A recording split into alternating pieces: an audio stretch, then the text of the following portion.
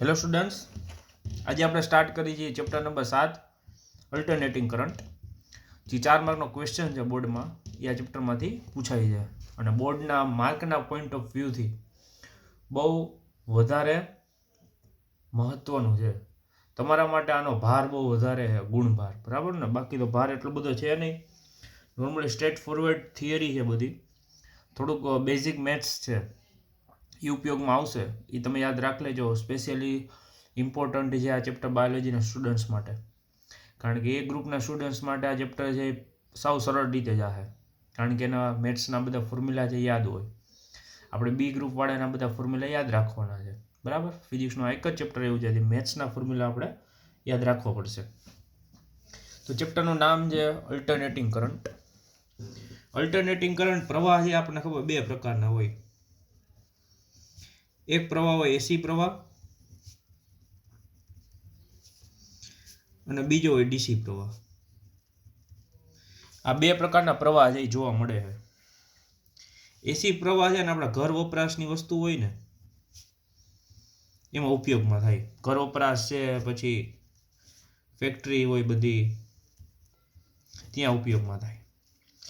DC છે ને જે જગ્યાએ વિદ્યુત ઉર્જા છે એનો સંગ્રહ કરવો હોય ને ત્યાં ડીસી પ્રવાહ ઉપયોગ થાય. બેના અમુક ફાયદા છે અને બેના અમુક ગેરફાયદા છે. એસી પ્રવાહ છે ને આપણે શું કામ અહીંયા ભણવામાં આવે છે? કારણ કે આગળના જે એન્જિનિયરિંગ કરીને ફર્સ્ટ સેમ હશે ત્યાં એને એસી પ્રવાહ છે એ બહુ કામ આવશે. અત્યાર સુધી આપણે જેટલી પણ જગ્યાએ બેટરી લગાડી ને એ બેટરી ડીસી હતી. આ ચેપ્ટર આપણે જોવાનું છે એસીના પોઈન્ટ ઓફ વ્યૂથી, બરાબર? આ ધ્યાન રાખજો. તો આપણા આ ચેપ્ટરનો પહેલો પ્રશ્ન છે સ્ટાર્ટ કરી છે. ક્વેશ્ચન નંબર 1 કે માત્ર અવરોધ ધરાવતા એસી પરિપથ સમજાવવાનો છે. આપણે ટોટલી શું શું સમજશું એ હમણાં કહી દઉં પેલા. કે એસી પરિપથ સાથે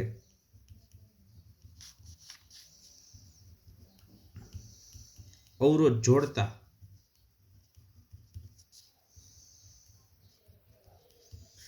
મળતો પ્રવાહ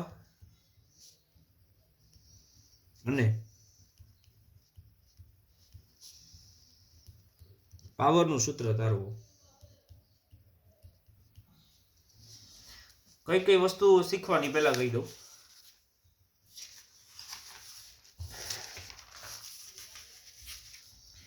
પહેલા માત્ર આર. ફિઝિક્સની અંદર 3 કમ્પોનન્ટ હોય: આર, એલ, સી.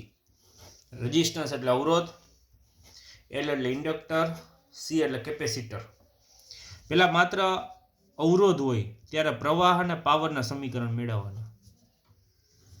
પછી માત્ર ઇન્ડક્ટર હોય ત્યારે પ્રવાહ અને પાવરના સમીકરણ મેળવવાના. પછી માત્ર કેપેસિટર હોય ત્યારે પ્રવાહ અને પાવરના સમીકરણ મેળવવાના. આ આરએલસી. આ 3 પ્રશ્ન પૂરા થાય પછી આપણે જોડવાના એક સાથે પરિપથમાં આરએલસી. આ ચોથો પ્રશ્ન. પછી એના પ્રવાહ અને પાવરના સમીકરણ મેળવવાના. પાંચમો. પછી આરએલસી નું વૈશ્લેષિક સમીકરણ છે જે મોસ્ટ એમપી છે એ જોવાનું. એટલે આ ચેપ્ટરનો એક ભાગ છે પાર્ટ 1 એ ફિનિશ થાય. રેડી? પહેલા આપણે આર, એલ અને સી આ પ્રમાણે આગળ વધી.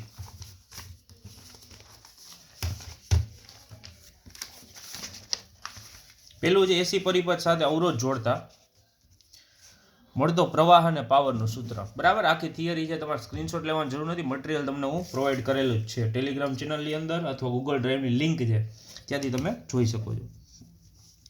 તો પેલા એક એવો પરિપથ આપણે ડ્રો કરી કે જેની અંદર માત્ર અવરોધ હોય. આ ચેપ્ટરનું અત્યારે એક ધ્યાન રાખજો તમે કે આ પહેલો પ્રશ્ન છે ને માત્ર આર એ શીખી લેવો ને એટલે પાછળના પ્રશ્ન છે ને એ એક સરખા પેટર્નના છે, પછી તમારે વધારે યાદ નહીં રાખવું પડે. અહીં આપણે બેટરી જોડી દઈએ. કનેક્શન જોઈન્ટ થઈ ગયું મારાથી. અવરોધ આર, આ વી જેટલી બેટરી જેને લખી વીએમ સાઇન ઓમેગા ટી. આ સાઇન ઓમેગા ટી શું કામે લખાય? કારણ કે તમે ગ્રાફ જુઓ ને એસી પ્રવાહનો, તો એસી પ્રવાહનો ગ્રાફ છે ને આ રીતના છે. એસી પ્રવાહને ગુજરાતીમાં અલ્ટરનેટિંગ કરંટ કહેવાય. અલ્ટરનેટિંગ કરંટ અથવા ઉલટ સુલટ પ્રવાહ. તો આલેખ છે ને સાઇન વિધેયનો છે, એના માટેના સાઇન ઓમેગા ટી. અને આ જે વેલ્યુ છે ને એ આપણે વીએમ છે, આ ધ્યાન રાખવું. બરાબર. આલેખમાંથી હવે જો આપણે અવરોધ જોડ્યો છે, વી જેટલો વોલ્ટેજ અવરોધના બે છેડા વચ્ચે લગાડી છીએ આપણે. અહીંયા આપણે એ છેડો કહી દઈ, અહીંયા આપણે બી છેડો કહી દઈ. તો આ જેટલો પ્રવાહ જેમાંથી પસાર થશે. બરાબર. તો આ પ્રવાહ છે કેટલો થાય? નોર્મલી અવરોધના બે છેડા વચ્ચેનો વિદ્યુત સ્થિતિમાનનો તફાવત આપણે ખબર છે, ઓહમના નિયમ પ્રમાણે લાગે કે ઓહમના નિયમ પરથી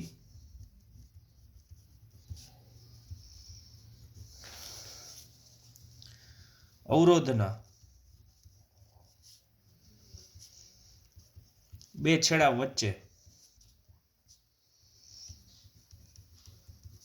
રચાતો પ્રવાહ. નોર્મલી આપણી પાસે ઓહમનો નિયમ આમ છે, V = IR.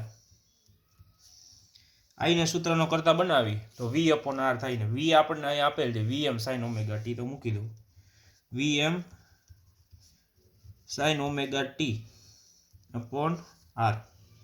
એટલાને જોઈ તો આમ થાય I બરાબર Im. Im એટલે મેક્સિમમ વોલ્ટેજ, મહત્તમ વોલ્ટેજ. જેવી રીતના એ પ્રવાહ મહત્તમ હતો ને એવી રીતના મહત્તમ પ્રવાહ sin ઓમેગા ટી. બરાબર. આમ જો વોલ્ટેજનું સમીકરણ શું હતું? V બરાબર Vm sin ઓમેગા ટી. બીજું પ્રવાહ માટે સમીકરણ શું બન્યું? I બરાબર Im sin ઓમેગા ટી. તો હવે બેનો કડા તફાવત જો સરખો છે, ઓમેગા ટી જેટલો છે. તો આપણે સૌથી મોસ્ટ આઈએમપી નોંધ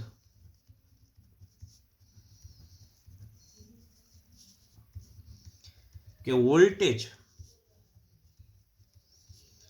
અને પ્રવાહ બંને સમાન કડામાં હોવાથી કડા તફાવત શૂન્ય બનશે. બરાબર. તો અવરોધમાં શું યાદ રાખવાનું કે વોલ્ટેજ અને કરંટ વચ્ચે, વિદ્યુત પ્રવાહ અને વિદ્યુત સ્થિતિમાન વચ્ચેનો કડા તફાવત અવરોધની અંદર કેટલો હોય? શૂન્ય. બરાબર. આ એક સમીકરણ. એવી રીતના જો અહીંયા આર લગાડ્યું અને પછીના પ્રશ્નની અંદર ઇન્ડક્ટર લગાડશું, ત્યાં આઈ માટેનું સમીકરણ મેળવશું, પાછી આ બેની સરખામણી કરશું. બરાબર. સૌ સિમ્પલ ફોરવર્ડ આઈડિયા છે. હવે છે ને પાવર માટે હું તમને બે રીત આપીશ. આની અંદર જે પાવર સ્ટોર થયો હોય કેટલો હોય. પેલી રીત છે હું એને આરએમએસ વાળી તમને આપીશ. નોર્મલી તમે ભણ્યા હશો, આરએમએસ એટલે રૂટ મીન સ્ક્વેર. બરાબર ને? કે કોઈ પણ એક આવર્તન કાળનો વર્ગ કરવાનો, પછી એનું સરેરાશ લેવાનું અને પછી એનું વર્ગમૂળ કાઢવાનું. બરાબર. તો એના માટે આપણી પાસે ઇક્વેશન છે VRMS IRMS into cos delta. Delta એટલે કડા તફાવત, વોલ્ટેજ અને કરંટ વચ્ચેનો, વિદ્યુત સ્થિતિમાન અને પ્રવાહ વચ્ચેનો કડા તફાવત. જે નોર્મલી કીધું અવરોધની અંદર કેટલો હોય? શૂન્ય. તો VRMS IRMS cos 0. બરાબર ને? આવી રીતના થાય. VRMS નું સૂત્ર ખબર છે Vm/√2. I નું સૂત્ર ખબર છે Im/√2 અને cos 0 કેટલા થઈ ગયા? 1. આ P નોર્મલી તમે આવી રીતના લખી શકો √2 × √2 એટલે 2 થાય એનું, એટલે Vm Im/2. આ આપણને મળે જવાબ. અને V જો તમારે IR કરવું હોય, અહીંયા આ V IR ઓહમના નિયમ પ્રમાણે લગાડી તો IM/R ઇન્ટુ IMM નો અપોન R. તો પાવરનું સૂત્ર શું બને? R Im²/2. અથવા તો આવી રીતના લખી શકો Im²R/2. આ પાવરની એક ફર્સ્ટ મેથડ છે જે મેં તમને સમજાવી. હવે હું તમને સેકન્ડ મેથડ સમજાવીશ. એ પહેલા વ્યવસ્થિત તમે પ્રશ્નને જોઈ લો. પછી આ હું તમને સેકન્ડ મેથડની અંદર લઈ જાઉં અવરોધમાં.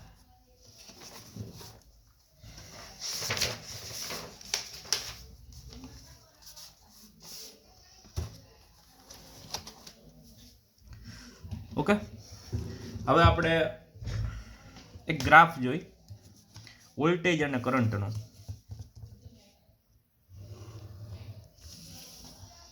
આ ચેપ્ટરની અંદર ગ્રાફ સમજવા ખૂબ જ અગત્યના છે, આ ધ્યાન રાખજો. જો વોલ્ટેજ માટે છે ને ગ્રાફ આપણને આવો મળ્યો, આ વોલ્ટેજ માટેનો ગ્રાફ બન્યો આપણને V, જે નોર્મલી આપણે અહીંયા જોયો તો એ જ, બરાબર. હવે જો Vm છે ને મેક્સિમમ વોલ્ટેજ છે. હવે આ ગ્રાફની અંદર છે ને આપણે શું કરવાનું છે તમને પેલા જનરલ આઈડિયા આપી દઉં કે વોલ્ટેજ અને કરંટ છે ને એ બેને સરખાવવાના છે. શું કરવાના છે? વોલ્ટેજ અને કરંટને સરખાવવાના છે. તો આપણે શું કરશું, y અક્ષ છે ને ત્યાં મહત્તમ પ્રવાહ અને મહત્તમ વિદ્યુત સ્થિતિમાન રાખશું, અને આ જગ્યાએ એનો કડા તફાવત ઓમેગા ટી રાખશું, બરાબર. આ એક આપણે મેક્સિમમ વોલ્ટેજ માટે જોયું. હવે એક વસ્તુ જુઓ તમે, Vm આમ હતું તો એનો કંપ વિસ્તાર એટલો બન્યો. આમાં Im કેટલું છે જુઓ તો, Im નું સૂત્ર અહીંયા શું બને છે, આવી રીતના લખી શકો ને. Im આવ્યું ક્યાંથી, તો કે Im is equal to Vm by R, મહત્તમ પ્રવાહ બરાબર મહત્તમ વિદ્યુત સ્થિતિમાન એના છેદમાં અવરોધ. આવી રીતના બને છે. તો એક જનરલ વસ્તુ છે કે Vm છે ને એમનેમ છે, જા Vm એઝ ઇટ ઇઝ છે, Im છે ને એના છેદમાં R આવે છે. તો એક વસ્તુ આપણને ખબર પડે કે મહત્તમ પ્રવાહ છે ને એ મહત્તમ વિદ્યુત સ્થિતિમાન કરતાં થોડોક ઓછો હોય છે, કારણ કે અવરોધ છેદમાં છે, એટલે આ પદને આખું નાનું બનાવે. તો એનો કંપ વિસ્તાર આપણે કેવી રીતના લખવાનો છે, સમાન કડામાં, આ સમાન કડામાં આવી ગયા. જ્યારે પ્રવાહનું શૂન્ય છે ત્યારે વિદ્યુત સ્થિતિમાનનું શૂન્ય છે, પ્રવાહ મહત્તમ છે ત્યારે વિદ્યુત સ્થિતિમાન મહત્તમ છે. ડિફરન્સ આ પડ્યો R નો, બરાબર ને, કારણ કે છેદમાં R છે અહીંયા, એટલા માટે. પાછો કંપ વિસ્તાર નાનો થઈ જાય અને આ જગ્યાએ આ જે આપણને મળ્યું એ આપણને I માટેનું મળ્યું. કેના માટેનું? I. પાછું આ વિદ્યુત સ્થિતિમાનનો કંપ વિસ્તાર મોટો થાય છે અને પ્રવાહનો કંપ વિસ્તાર નાનો, કારણ કે અપોન R છે, નામાં R નથી, એટલા માટે. બરાબર, ક્લિયર. આ એક આલેખ છે, બહુ વ્યવસ્થિત રીતે ધ્યાન રાખજો. હવે એના પછીની આપણી મેથડ છે બીજી, એની અંદર જાય. બધાની અંદર હું તમને બે મેથડ આપીશ પાવરમાં. 2 માર્કનો પૂછાણો હોય તો પહેલી મેથડથી, અને જો વધારે માર્કમાં આપણને પૂછ્યો હોય 3 માર્કમાં તો આપણે આ બીજી મેથડ છે અત્યારે એ જોવાની છે.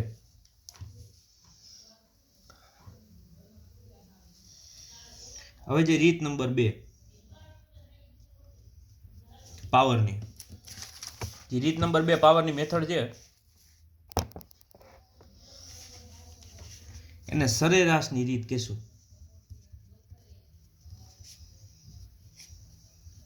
એકવાર આખું વસ્તુ સમજી લેજો, પછી બીજી વાર આગળ સમજવાની જરૂર નહીં પડે, બરાબર. નોર્મલી આપણી પાસે જે ઇક્વેશન છે પાવરનું, આપણે પાવર ગોતવા આવ્યા છે, પાવરનું equation P is equal to I square R. P એમનેમ, I માટેનું આપણે આગળ સૂત્રની તારવણી કરી, Im sin ઓમેગા ટી. તો અહીંયા સ્ક્વેર છે તો સ્ક્વેર લગાડતા જાય, sin square omega t into R થઈ ગયું. હવે એક આવર્તન કાળ, જો સરેરાશની રીતે છે તો એક આવર્તન કાળ દરમિયાન સરેરાશ પાવર જોવો પડે. તો સરેરાશ પાવર જોઈ કે એક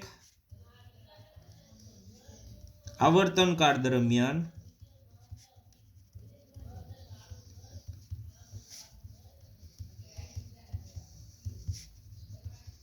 સરેરાશ પાવર, સરેરાશ પાવર છે એટલે થઈ જાય I સ્ક્વેર R. I ની કિંમત મૂકી દઈએ આપણે,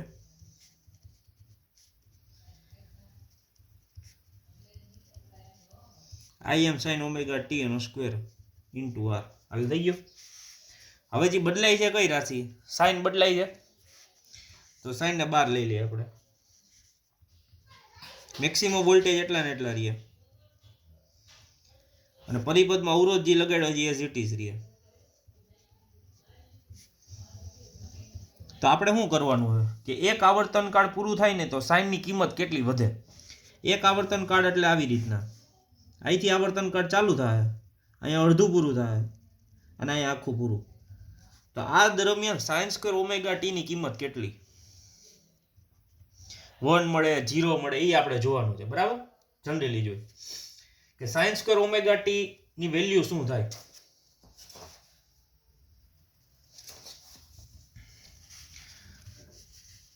ખાલી ગણતરી આપણે કરશું આની, પછી આની કિંમત છે જે મળે ને એ આપણે પુટ કરી દેશું ત્યાં કે sign square omega T. Biology વાળા ખાસ ધ્યાન રાખજો, સાઇન સ્ક્વેર ઓમેગા ટી નું સૂત્ર છે એ આવી રીતના થાય 1 minus cos 2 omega t by 2 sine square omega T. બરાબર, હવે સ્વતંત્ર છેદ આપી દે આની અંદર, તો સ્વતંત્ર છેદ આપશું તો આ થઈ જાય 1/2 minus cos 2 omega T upon 2 થઈ ગયું આવી રીતના.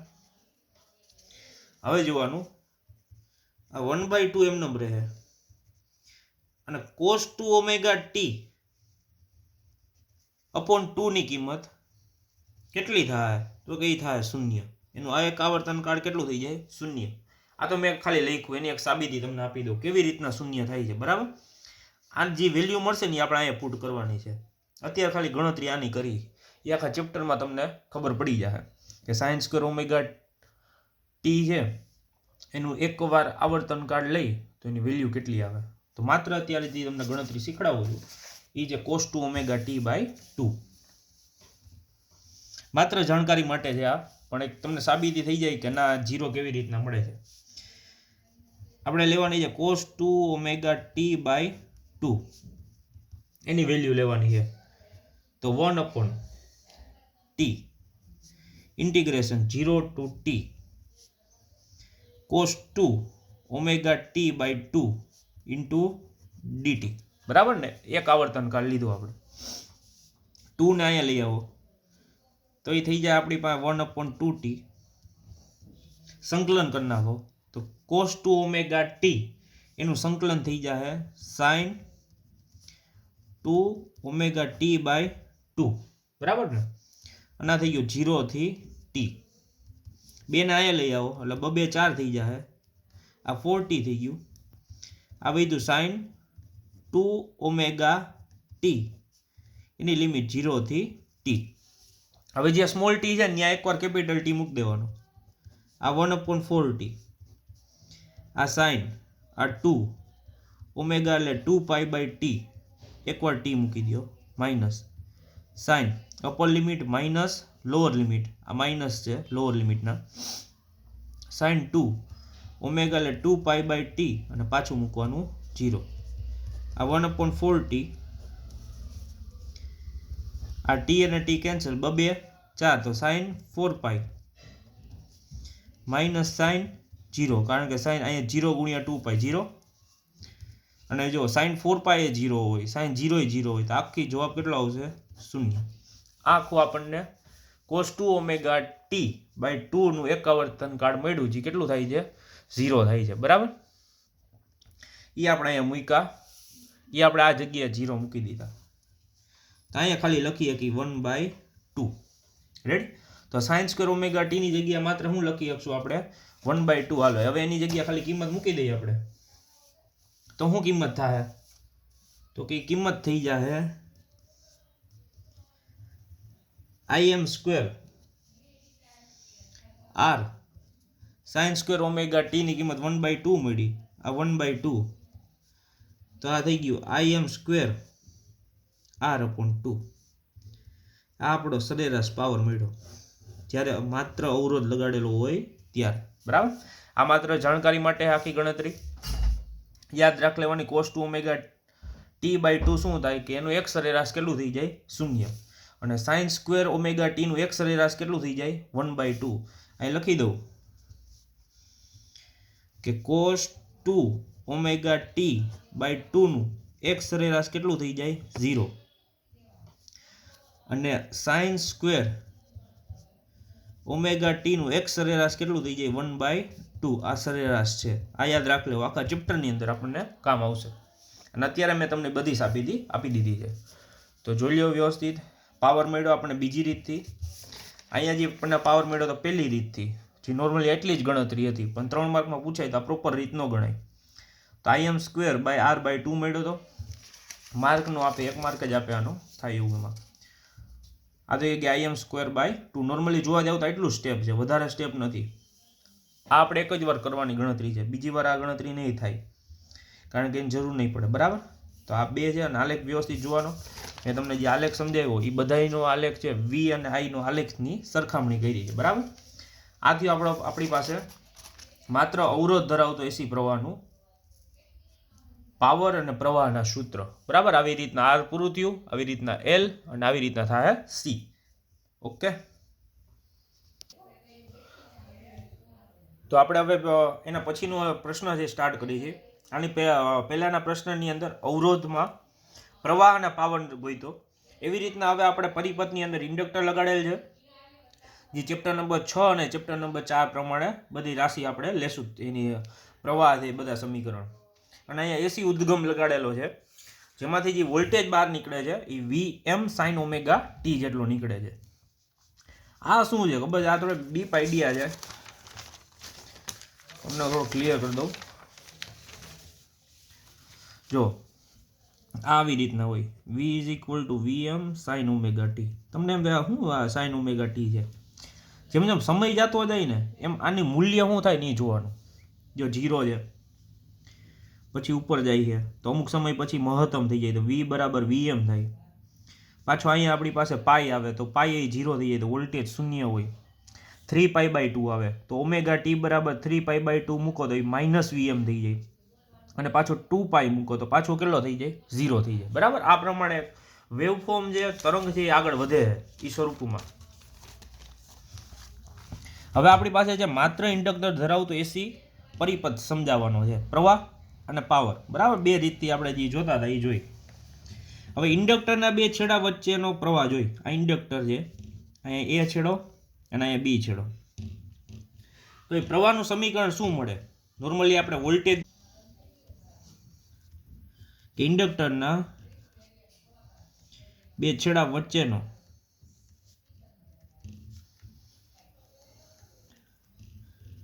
વિદ્યુત સ્થિતિમાન, જેને VL કહી ઇન્ડક્ટરનું, = L di/dt.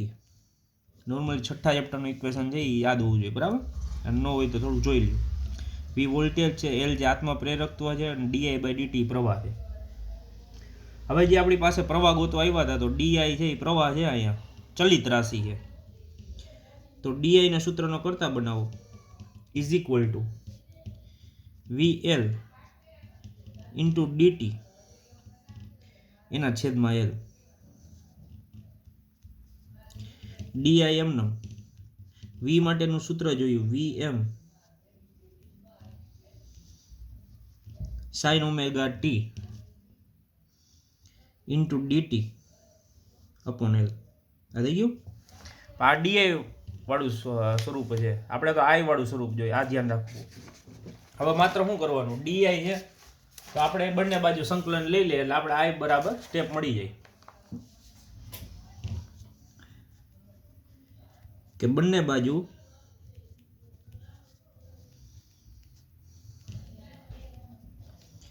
સંકલન લેતા integration of di = integration of Vm sin omega T × dt એના છેદમાં L. બરાબર. ઇન્ટિગ્રેશન ક્યાંથી ક્યાં સુધી થાય આ જોવાનું છે. આ ઇન્ટિગ્રેશન થાય 0 થી I સુધીનું અને આ થાય 0 થી Vm સુધીનું. કારણ કે આ બાજુ વોલ્ટેજ છે નોર્મલી T બદલે છે, આપણે એવું કહીએ ને કે T બદલે છે. બરાબર. dt છે તો એ અહીંથી આપણે એમ કહીએ Vm નું ને T નું ઇન્ટિગ્રેશન કરીએ 0 થી T. હાલો બેનું ઇન્ટિગ્રેટ કરી દઈએ પદ. આ જગ્યા અહીંયા કરી નાખી. હાલો તો ડીઆઈ નું ઇન્ટિગ્રેશન થઈ જાય આઈ. અચળ પદ છે વીએમ બાય એલ, એના બહાર કાઢી લ્યો. આ વીએમ બાય એલ અચળ પદ, એના બહાર કાઢી લઈ.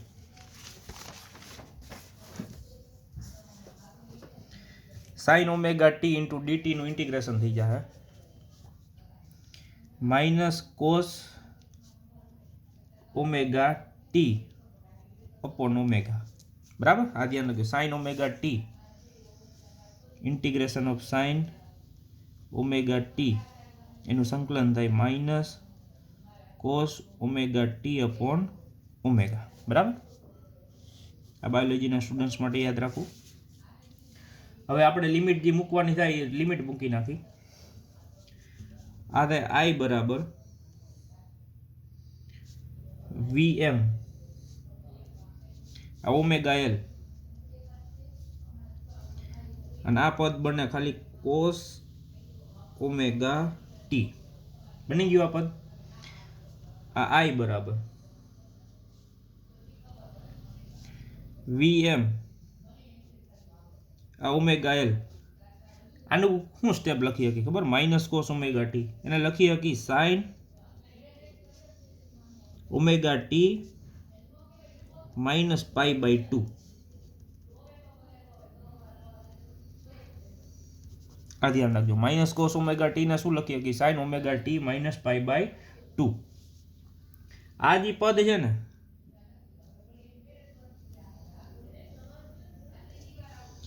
એને આપણે આઈએમ કહી, મહત્તમ વોલ્ટેજ. આ થઈ જાય sine omega t minus pi by 2. આ આપણે પ્રવાહનું સમીકરણ મળી ગયું. બરાબર, વન્સ અગેન એક રિપીટ કરી દઉં તમને. VL બરાબર L dI બાય dt. પ્રવાહ ગોતવાનો તેને સૂત્રનો કરતા બનાવ્યો. VL ની કિંમત મૂકી દીધી VM sin ઓમેગા t. બંને બાજુ ઇન્ટિગ્રેશન લઈ દીધું 0 થી I અને 0 થી t.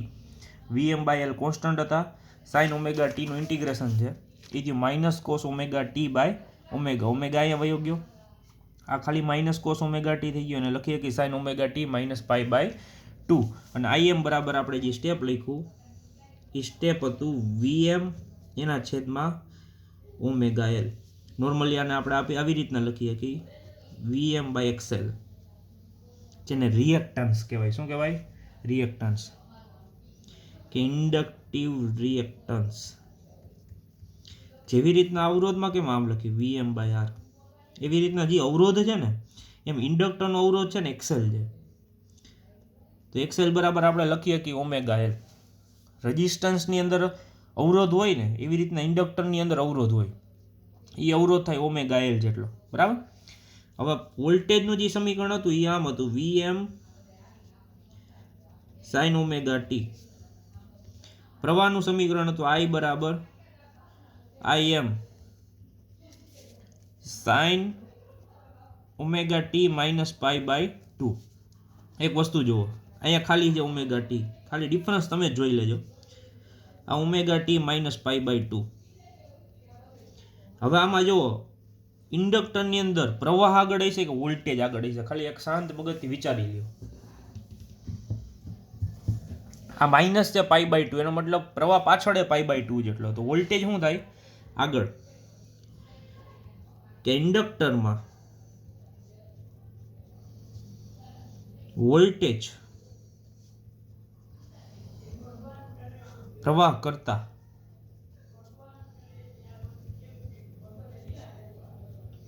આગળ હશે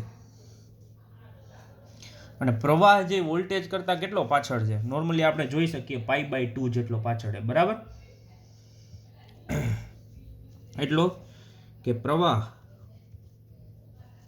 એ વોલ્ટેજ કરતા પાઈ બાય 2 જેટલો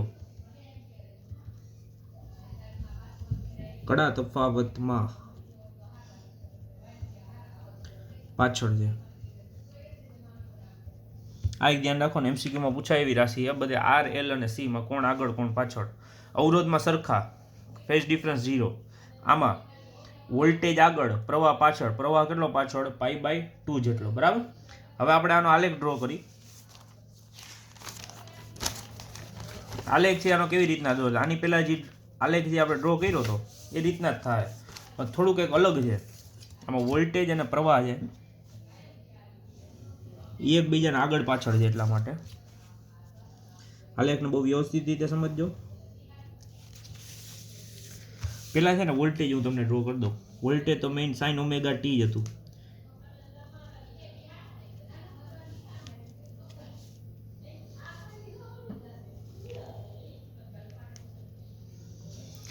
જા થઈ ગયું.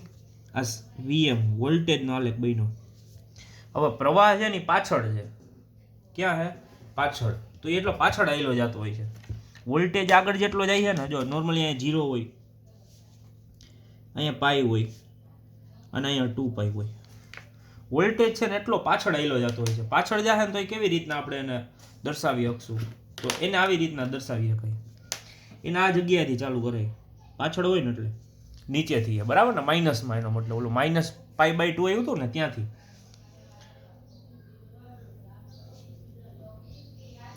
અને એનું આપણે ખબર IM તો ઓલરેડી છે એ નાનું મળે, કારણ કે અપોન R હોય, બરાબર. આનું મહત્તમ વોલ્ટેજ બની ગયું આવી રીતના. આ જે આલેખ મેળ્યો ને I નો મેળ્યો, આ મેળ્યો V નો. આ 0 થી ચાલુ થાય અને માઇનસમાંથી ચાલુ થાય, કારણ કે -π/2 હતું. આ VM IM સેમ આની પહેલા એઝ ઇટ ઇઝ. આમાં એક બીજો ગ્રાફ તમને ડ્રો કરી દઉં. બે ગ્રાફ છે આની અંદર ડ્રો કરવાના છે આપણે. વોલ્ટેજનું મહત્તમ લેવાનું. જો કેવી રીતના ડ્રો કરવાનું, વોલ્ટેજનું મેક્સિમમ લઈ લેવાનું, મહત્તમ મૂલ્ય. એટલે મેં વોલ્ટેજનું મહત્તમ મૂલ્ય લીધું, બરાબર. એવું નીચે છે ને પ્રવાહનું લેવાનું. પ્રવાહનું આપણે અહીંથી લઈ, આ પ્રવાહનું મહત્તમ મૂલ્ય લેવાનું. હાલો લઈ લીધું. અહીંયા આપણે આમ ડ્રો કરવાનું. આ વોલ્ટેજ માટે છે. આપણને ખબર છે વોલ્ટેજ આગળ છે આમાં, અને આ જે વેલ્યુ મળે એ મળે VM સાઇન ઓમેગા ટી આગળ. પ્રવાહનું અહીંયા પાછળ તો એની સાથે સાથ નહીં દર્શાવવાનું, અહીંયા નહીં દર્શાવી દેવાનું, બાકી સાથોસાથ થાય. આપણે પાછળ છે અને ફેઝ ડિફરન્સ કેટલાનો બને? π/2 નો. અને આ જે મળે એ આપણને મળે IM સાઇન ઓમેગા ટી -π/2. આ રીતના આપણે આનો ગ્રાફ યાદ રાખવાનો, બરાબર. ક્લિયર જોઈ લો વ્યવસ્થિત. પછી આપણે પાવરવાળા ઇક્વેશન છે એ જોઈ. બે રીતથી તમને શીખવાડી દઉં, બરાબર. પાવરના રીત નંબર 1 જે RMS ની રીત હતી, એમાં આપણે ઇન્ડક્ટરનો પાવર જોઈ.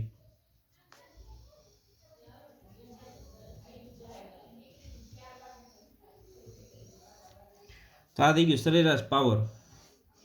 P = VRMS IRMS cos delta.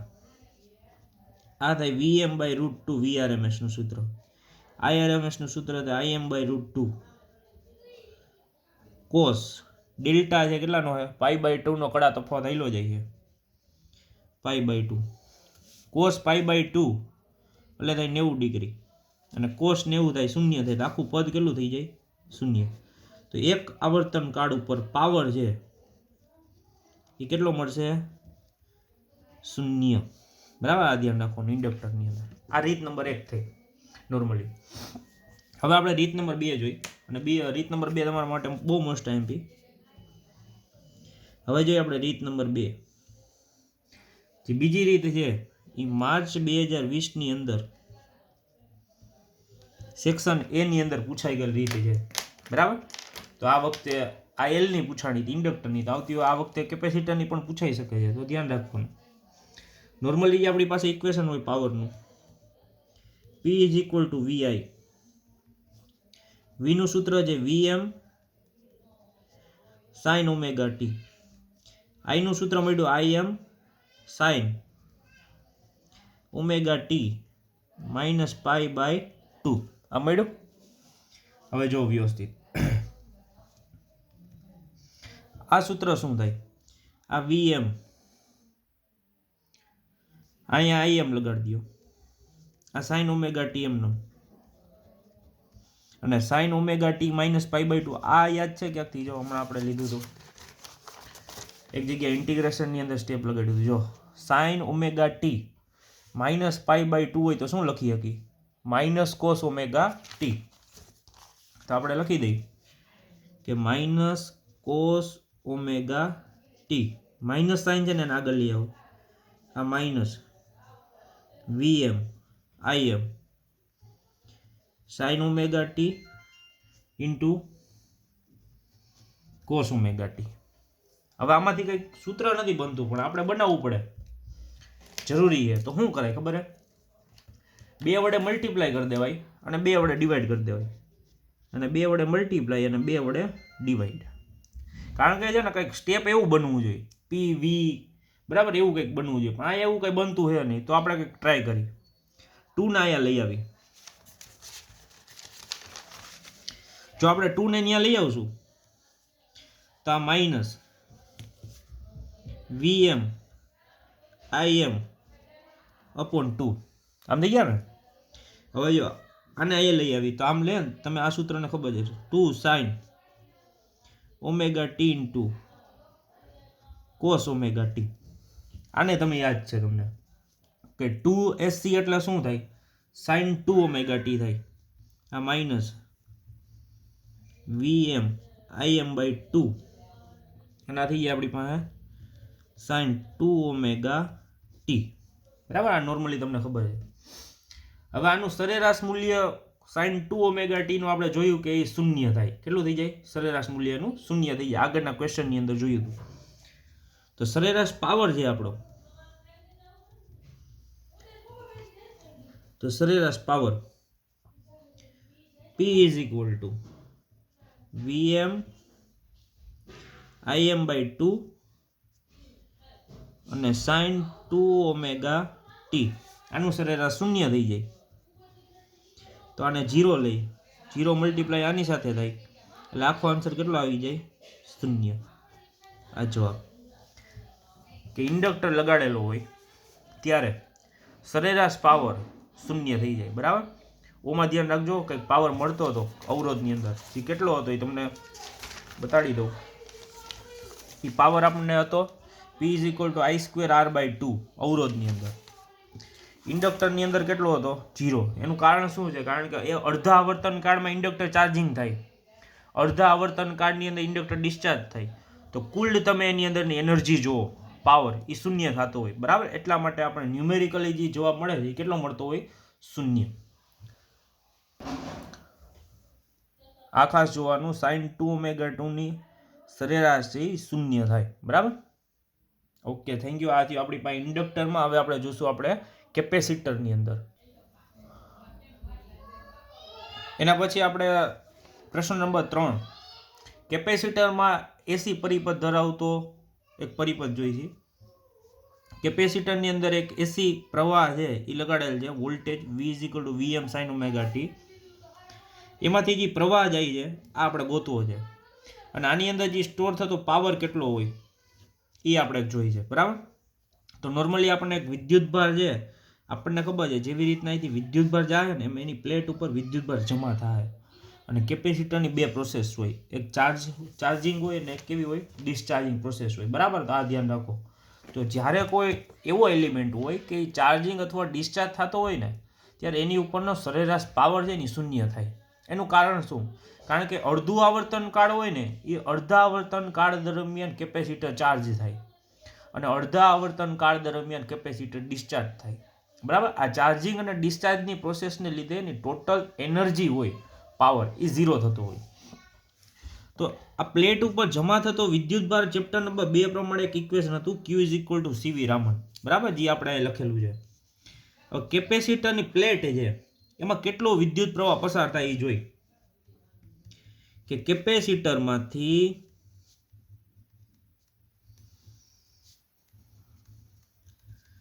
પસાર થતો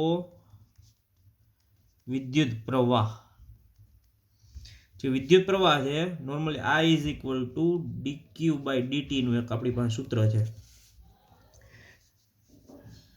I એમ નમ d બાય dt એમ નમ Q is equal to CV લાગી જાય, આ I is equal to D by DT, આ સી એમ નમ રાખી. વી માટેનું સૂત્ર આપણને ખબર છે, V m sine omega T, બરાબર. હવે આપણે આનું વિકલન કરી નાખવાનું. આ એમ નમ વી એમ વાળું સ્ટેપ અચળ છે, આનું વિકલન કરી નાખી સાઇન ઓમેગા ટી નું, તો એ વિકલન થાય cos omega T, cos omega t into omega, બરાબર. આ એનું વિકલન થાય. અને જે આ પદ સી વાળું છે એમને લખી નાખીએ. તો સૂત્ર શું બને, વી એમ ઓમેગા સી, અને આ બની જાય કોસ ઓમેગા ટી. આ ઈ બરાબર. આને છે ને છેલ્લે છેદમાં લઈ આવશું, બરાબર. એક કામ કરશું, કોસ ઓમેગા ટી હોય ને એને શું લખી શકી, આ વી એમ, જો છેદનો છેદ હોય ને એ અંશમાં જાય, તો અંશ છે ને પાછો છેદના છેદમાં આવી શકે, એટલે 1 ઓમેગા સી. હવે જો એક વસ્તુ આપણે શું જોયું કે નોર્મલી આવું જોયું કે માઇનસ કોસ ઓમેગા ટી હોય તો તમે સૂત્ર છે ને આમ લખો, sine omega t minus pi by 2. તો આ પ્લસ હોય ને કે પ્લસ કોસ ઓમેગા ટી, તો તમે લખી શકો sine omega t plus pi by 2. એ આપણે લખી નાખીએ કે sine omega t plus pi by 2. આ 1 ઓમેગા સી છે, એ છે કેપેસિટરનો રિએક્ટન્સ, એટલે કે કેપેસિટરનો અવરોધ, બરાબર. અહીંથી તમે જો પ્લસ પાઈ બાય 2 છે, બરાબર ને. તો આ સ્ટેપને આપણે આવી રીતના રાઈટ કરશું કે આઈ બરાબર આઈ એમ એના છેદમાં X C capacitive reactance sine omega t plus pi by 2, બરાબર. આને કહેવાય કેપેસિટિવ રિએક્ટન્સ. તો વી માટેનું સૂત્ર વી બરાબર વી એમ સાઇન ઓમેગા ટી. પ્રવાહ માટેનું સૂત્ર આઈ બરાબર આઈ એમ, બરાબર. નોર્મલી આને આઈ બરાબર કહેવાય ને, આખું છે ને આઈ એમ બરાબર કહેવાય, sine omega t plus pi by 2. તો નોર્મલી જો આ ઓમેગા ટી છે, આનો કડા તફાવત એટલો છે, omega t plus pi by 2. હવે તમે ઇન્ડક્ટર અને અવરોધ જોયો એના ઉપરથી ખબર પડે કે અહીંયા આગળ કોણ છે, જે પ્લસ હોય આગળ હોય, માઇનસ હોય પાછળ હોય. તો અહીંયા પ્રવાહ આગળ છે, કેટલો આગળ છે, પાઈ બાય 2 જેટલો આગળ છે અહીંયા પ્રવાહ, બરાબર. અહીંથી ધ્યાન રાખવાનું, એમસીક્યુ માટેનું એક સ્ટેપ છે એ બને છે. હવે આપણે આગળનું સ્ટેપ જોઈ, અહીં વોલ્ટેજ છે એ પાછળ જાય અને પ્રવાહ એ ક્યાં જાય, આગળ. કે વોલ્ટેજ બે રીતે આને લખી શકીએ કે વોલ્ટેજ પાઈ બાય 2 જેટલો પાછળ છે પ્રવાહ કરતા, અને પ્રવાહ પાઈ બાય 2 જેટલો આગળ છે વોલ્ટેજ કરતા. નોર્મલી આ વાંચો કે આ વાંચો, બે થયું તો સરખું જ, બરાબર ને. હવે નોર્મલી આપણે એનો ગ્રાફ જે જોઈ,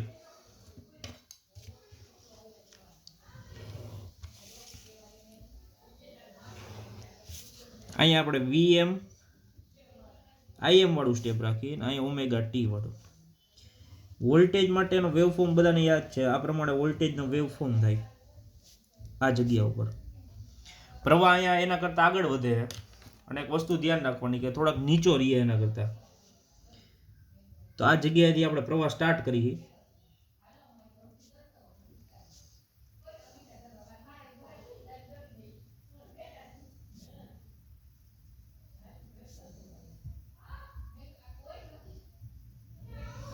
આ થઈ ગયું.